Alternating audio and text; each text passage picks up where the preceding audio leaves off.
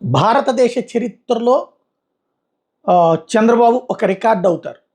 అందులో పింఛన్ పెంపు భారతదేశం మొత్తం మీద అత్యధిక పింఛన్ ఇప్పుడు ఆంధ్రప్రదేశే.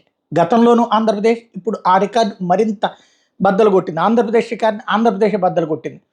4,000 రూపాయల పెన్షన్ అన్నటువంటిది ఇంతవరకు భారతదేశ చరిత్రలో ఎవరు ఇవ్వట్లేదు. అదే సందర్భంలో ఇంటికి తీసుకెళ్ళి ఇవ్వడం అన్నటువంటిది కూడా ఎవరు ఇవ్వట్లేదు.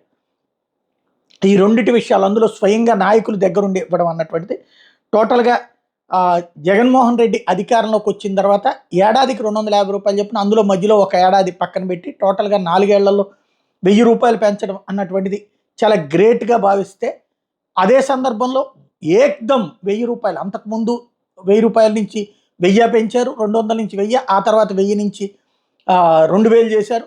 అలాంటిది ఆ 2000 నుంచి 3000 జగన్మోహన్ రెడ్డి 4 ఏళ్ళు చేస్తే ఇక్కడ స్టార్టింగే 1000 రూపాయలు పెంచేయడం అన్నటువంటిది, అందులో కూడా 3 నెలల ముందు నుంచి అంటూ లెక్కేసి ఇంకొక 3000 రూపాయలు చేతికి ఇవ్వడం అన్నటువంటిది భారతదేశ చరిత్రలో ఎవరు ఇవ్వట్లేదు. 65,31,000 మందికి ఏకంగా 4,000 రూపాయల పెన్షన్ అన్నటువంటిది తొలి సందర్భంగా 7,000 రూపాయలు ఇవ్వడం. అందులో వికలాంగుల పెన్షన్లో కూడా భారతదేశంలో హయ్యెస్ట్ రికార్డ్ 6,000 రూపాయల వికలాంగుల పెన్షన్ అన్నటువంటిది.